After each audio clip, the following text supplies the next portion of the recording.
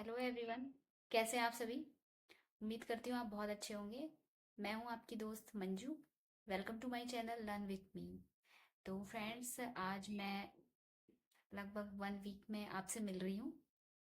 तो वजह ये रही है कि मुझे कुछ हेल्थ इशू हो गया था। मैं थोड़ी सी परेशान थी अपनी तबीयत को लेकर। उस बीच मैं बिल्कुल स्टडी नहीं कर पाई, और यहाँ तक कि मैं कुछ घर का काम भी नहीं कर पा रही थी, क्योंकि मुझे दिक्कत हो रही थी। बैक पेन मुझे बहुत ज़्यादा हो गया था, और भी थोड़ा सा फीवर वगैरह भी था। तो इस वजह से मेरी स्टडी कंटिन्यू नहीं हो पाई थी। और अभी मैं बहुत अच्छा फील कर रही हूँ। तो बात करते हैं अपनी स्टडी के बारे में। सबसे पहले तो मेरा जो पहले मैं पढ़ रही थी, मैंने 7 डे चैलेंज लिया था। तो उसमें मैंने फर्स्ट 7 डे चैलेंज में अपने कुछ टॉपिक निपटाए थे। उसके बाद जो सेकंड 7 डे चैलेंज था, उसमें मैंने सोचा था कि मैं जो टॉपिक है मेरा,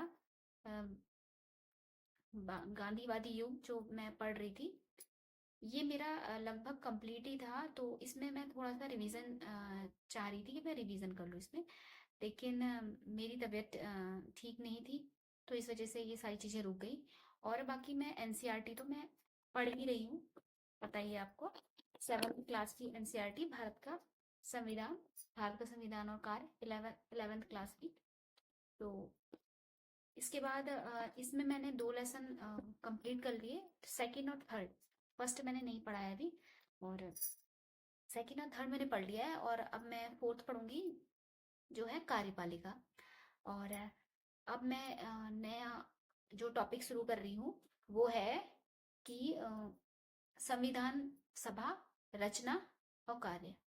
तो ये मैंने पढ़ना है। ये चीजें मैंने पहले भी पढ़ी हैं। तो अभी जो मैं अब जब भी मैं ये पढ़ती हूँ, तो मैं अच्छे से पढ़ लेती हूँ, क्योंकि मैंने शॉर्ट नोट्स नोट्स भी बनाए हैं इसके। तो शॉर्ट नोट्स मतलब थोड़े से वो नोट्स एक्स्ट्रा हैं। शॉर्ट भी नहीं है, बहुत शॉर्ट नहीं कहा जाएगा। तो उन्हें मेरा रिवीजन भी हो जाता है अच्छे से।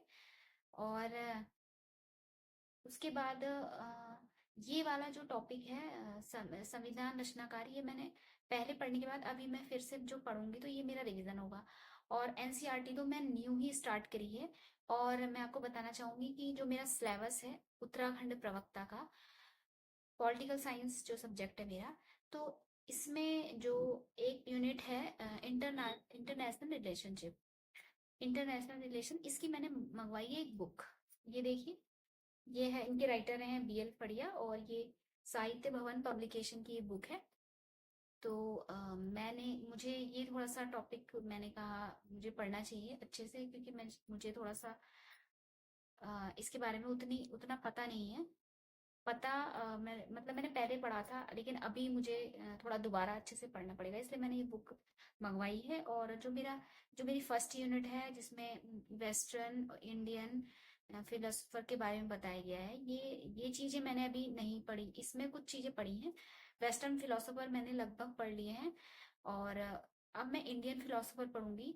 तो मैं जो फर्स्ट यूनिट है, इसी ये फिलोसफर है जिसमें, इसको मैं ऑनलाइन जो भी मुझे यूट्यूब पे मिलता है मटेरियल, तो मैं वो देख लेती हूँ। क्योंकि बहुत से लोग यूजीसी नेट जो है, यूजीसी नेट की तैयारी भी कर रहे होंगे।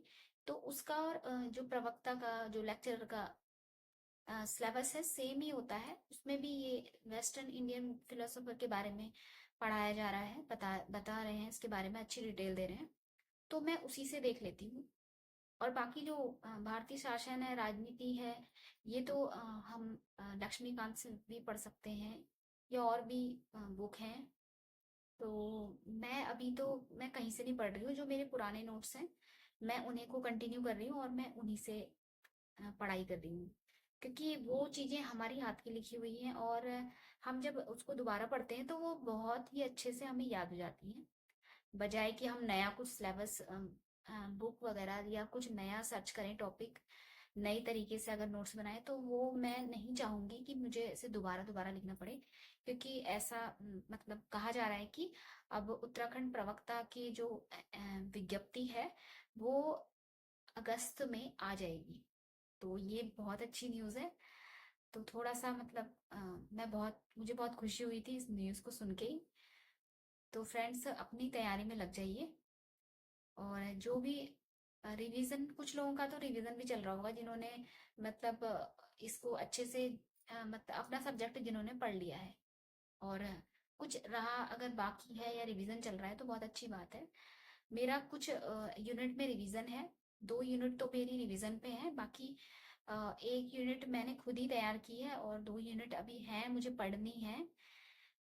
और अम, और ये बात है कि जब हम तैयारी कर रहे होते हैं तो ये होता है कि होता ही है कि हमारा जो एक फ्लो होता है, हम कंटिन्यू पढ़ रहे हैं तो वो टूटता ही है। कुछ ऐसी निगेटिव चीजें होती हैं कभी। अब जैसे अभी उत्तराखंड प्रवक्ता को ही लीजिए कि पहले हमने फॉर्म भरा था और उसके बाद ये भर्ती ही कैंसिल कर दी गई है, क्योंकि इसमें कहा जा रहा है कि प्री नहीं होगा और सीधे मेंस में बैठेंगे हम, और उसी के अकॉर्डिंग ही रिजल्ट दिया जाएगा जो भी आता है। तो फिर उससे थोड़ा सा हमारी जो तैयारी थी, जो पहले हम प्री के लिए चीजें तैयार कर रहे थे, वो उस चीज से हम बिल्कुल हट गए और फिर हमने अपने सब्जेक्ट पे कॉन्सेंट्रेट किया है। तो अभी सब्जेक्ट को लेकर ही तैयारी चल रही है, लेकिन अभी उसमें भी डाउट है क्योंकि अभी जब नई विज्ञप्ति आएगी तो उसमें ये देखा जाएगा कि हमारा जो सिलेबस है उसमें क्या चेंजेस किए गए हैं या कुछ क्या नया ऐड किया गया है। तो लेकिन उसमें ये भी कहा जा गया है आयोग के द्वारा कि इसमें हमारा सिलेबस तो बिल्कुल ही आएगा, आना ही नहीं, क्योंकि सिलेबस हमारा जो पुराना सिलेबस था उसमें जो सब्जेक्ट है वो आएगा ही आएगा, क्योंकि सब्जेक्ट बेस पे ही मेरिट बनेगी और ये एग्जाम होगा।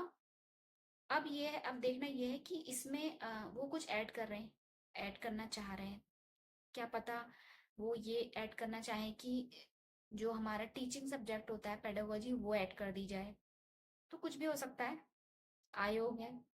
जिस तरीके से हमारा एग्जाम कैंसिल कर दिया गया, भर्ती निरस्त कर दी गई, तो क्या पता वो ये चीज भी कर सकते हैं।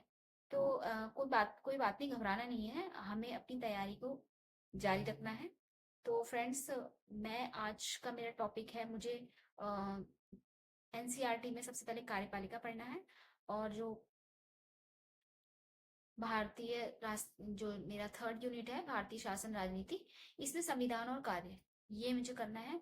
और मैं इसको मतलब आज मुझे ये पूरा ही करना है। और साथ में जो एनसीईआरटी की जो मेरी बुक है 11th की, इसमें मैंने जो इसके 2 चैप्टर मैंने रिवीजन किए हैं सेकंड टाइम, अब मैं थर्ड टाइम उसे फिर से पढ़ूंगी, क्योंकि मैंने बहुत सारे उसमें मैंने उसे हाईलाइट किया है कुछ पॉइंट्स।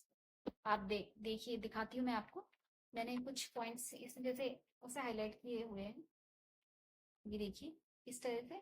तो मुझे थर्ड टाइम इसकी फिर रीडिंग करनी है, जिससे मुझे बहुत अच्छे से ये बुक याद हो जाए लाइन बाय लाइन, क्योंकि एनसीईआरटी ये बहुत हमें हेल्प करेगी।